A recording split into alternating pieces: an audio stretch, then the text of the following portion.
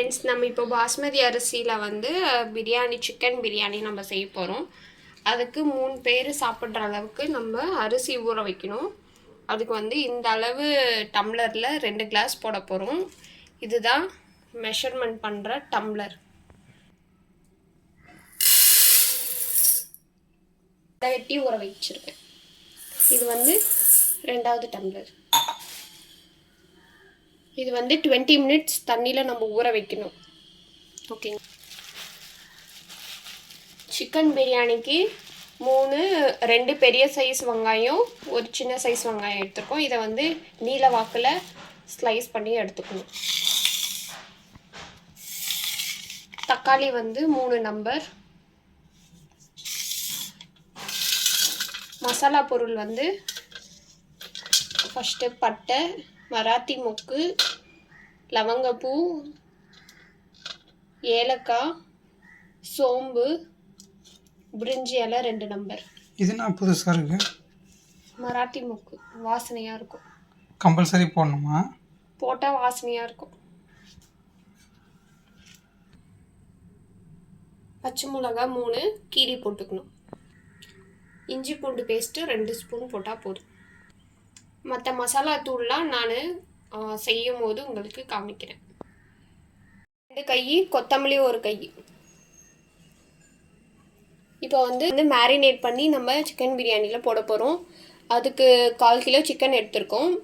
மசாலா பொருள் என்னென்ன போட்டு நம்ம மேரினேட் பண்ண போகிறோம்னு சொல்லிட்டு பார்க்கலாம்.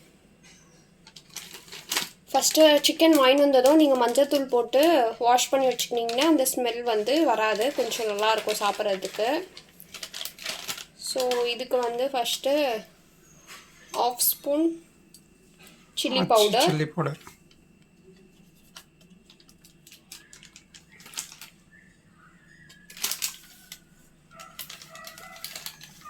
1/4 ஸ்பூன் கரம் மசாலா, சக்தி கரம் மசாலா,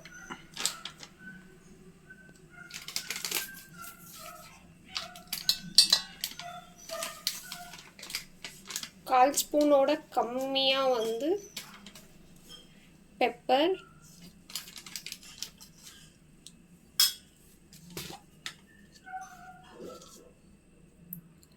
சால்ட் டேஸ்ட்டுக்காக, இதில் நல்லா ஊறணுன்றதுக்காக இந்த ஸ்பூனில் ஒரு 1/2 ஸ்பூன் போடுறோம்.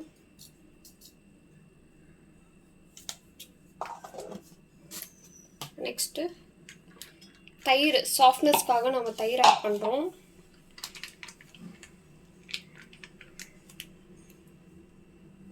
வந்து 2 ஸ்பூன் தயிர்.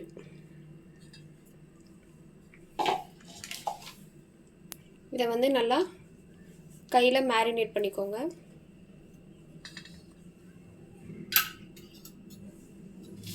எல்லாமே ஆட் பண்ணியாச்சு. நம்ம இப்போ வந்து நல்லா மிக்ஸ் பண்ணிக்கோங்க. இஞ்சி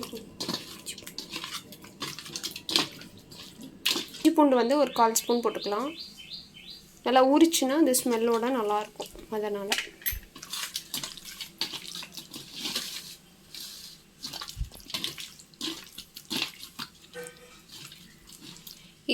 இதில் மசாலா போட்டிருக்கோம்ல, இதை பேலன்ஸ் பண்ணி தான் நம்ம பிரியாணியில் போடணும். எவ்வளோ நேரம் ஊறணும் இது?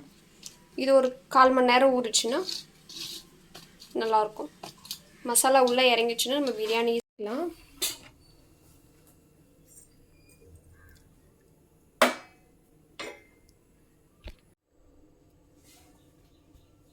எண்ணெய் ஊற்றியாச்சு.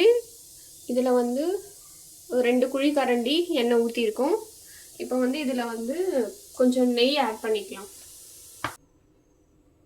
1 ஸ்பூன் நெய் ஊற்றிருக்கோம்.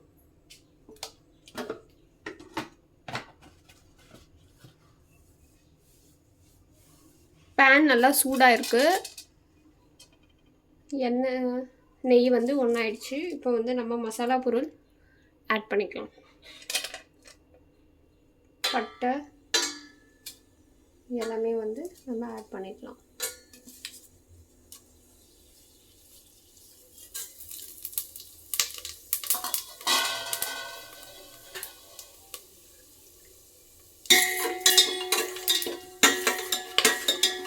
ரொம்ப கருகிடும். டக்குன்னு வெங்காயம்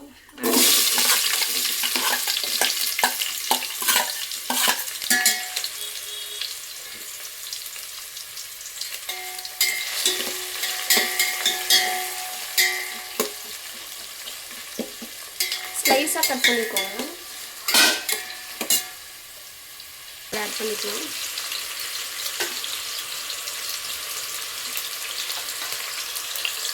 நல்லா வந்து ஆனியன் நல்லா வந்து கோல்டன் கலரில் நம்ம வதக்கின அப்புறம் தான் எது வந்தாலும் ஆட் பண்ணணும். அப்போ தான் வந்து டேஸ்ட் நல்லாயிருக்கும், பிரியாணி டேஸ்ட்.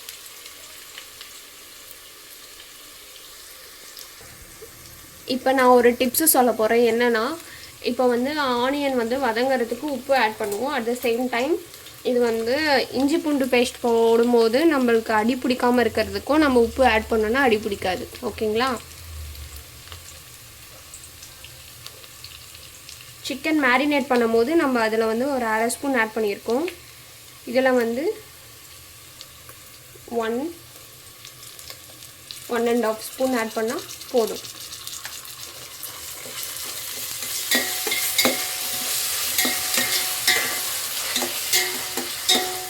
இஞ்சி பூண்டு பச்சை ஸ்மெல் போகிறதுக்கும் அப்புறம் ஆனியன் வந்து நல்லா கோல்டன் ஃப்ரை ஆகிறதுக்கும் கரெக்டாக இருக்கும்.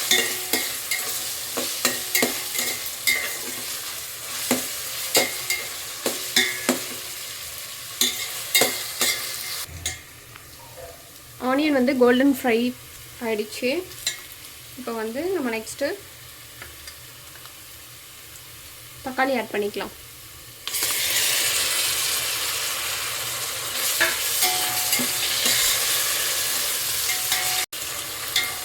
இதுவும் ஒரு 75% குக் ஆனதுக்கப்புறம் நம்ம புதினா கொத்தமல்லி போட்டுக்கலாம். இது வந்து நல்லா வதங்கிடுச்சு, தக்காளி நல்லா வதங்கிடுச்சு. இப்போ வந்து புதினா வந்து ஒரு கை ஃபுல்லாக போட்டிருக்கோம், கொத்தமல்லியும் ஒரு கை போட்டிருக்கோம்.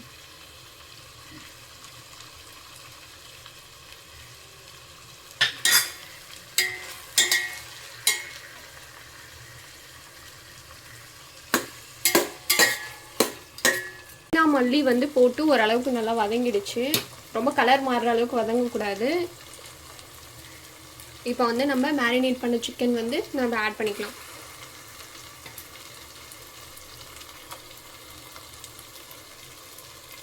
இந்த ஸ்டேஜில் ஆட் பண்ணாதான் அந்த இஞ்சி பூண்டு புதினா ஸ்மெல்லாம் வந்து இந்த சிக்கனில் நல்லா இறங்கும்.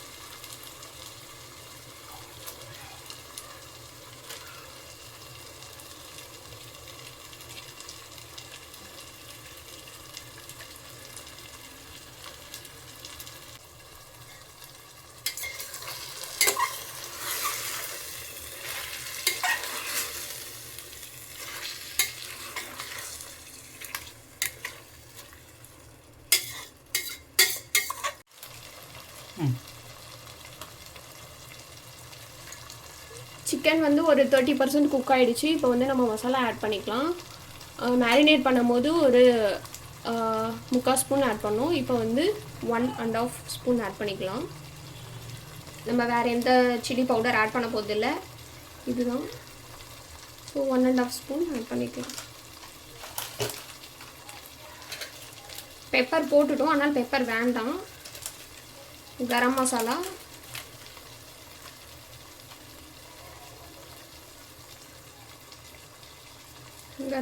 ஒரு ஸ்பூன்.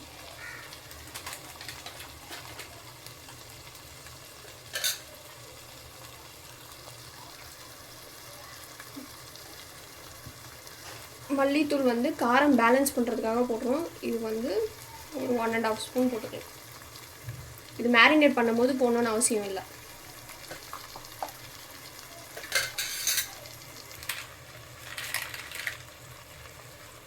பிரியாணி மசாலா இது வந்து ஒரு ஸ்பூன் போட்டுக்கலாம், ஃப்ளேவருக்கு தான். மற்ற மசாலாவில் நம்ம கரெக்டான அளவு போட்டுக்கலாம். இது ஜஸ்ட் ஃப்ளேவருக்காக தான் போடுறோம்.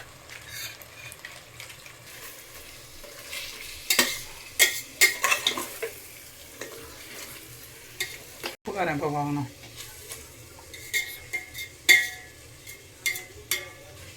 தண்ணி ஊற்றினதுக்கு அப்புறம் தான் நம்ம உப்பு காரம்லாம் பார்க்க முடியும்.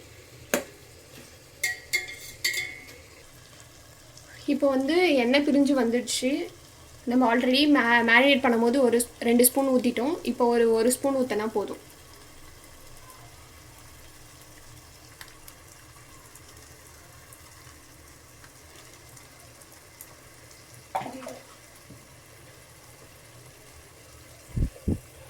வந்து இப்போ கொஞ்சம் ஆட் பண்ணிக்கலாம், அப்போ தான் மசாலாவோட பிளெண்ட் ஆகும்.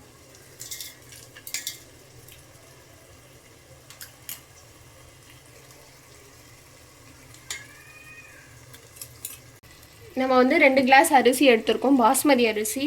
அதுக்கு வந்து 3.25 ஊற்றினா கரெக்டாக இருக்கும். சிக்கன் வந்து இப்போ ஒரு 50% குக் ஆகிருக்கு. ஓகேங்களா?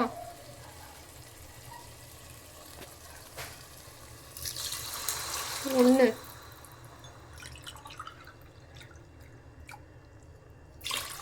ரெண்டு, 3,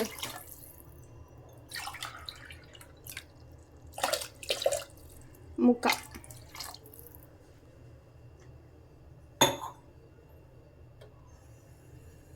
கொதி வந்ததுக்கப்புறம் அரிசி போட்டால் நம்ம பிரியாணி முடிஞ்சது.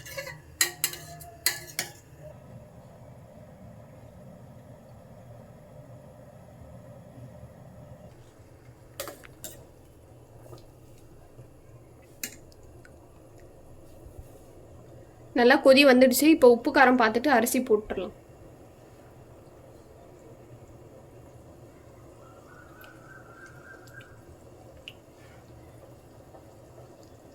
நான் 20 மினிட்ஸ் ஊறிடுச்சு. நல்லா தண்ணி வந்து வடித்து வச்சுருக்கேன். இப்போ வந்து நம்ம கிரேவியில் போட்டுக்கலாம்.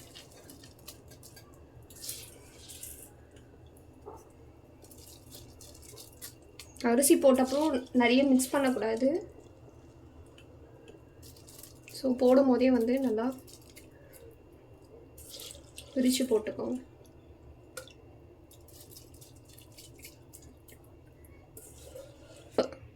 இப்போ வந்து ஒரு 2 டைம் மிக்ஸ் பண்ணிக்கலாம் நல்லா.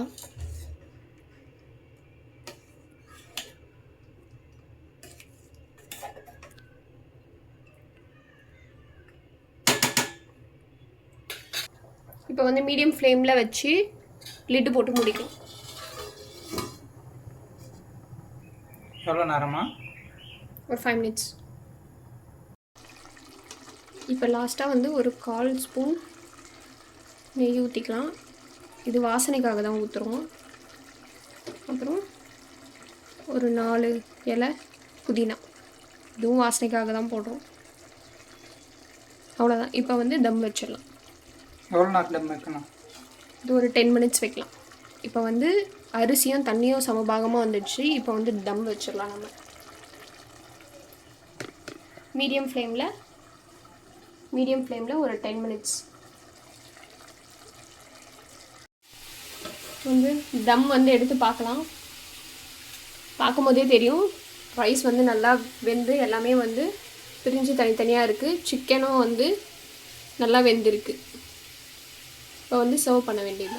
நம்ம சிக்கன் பிரியாணி ரெடி.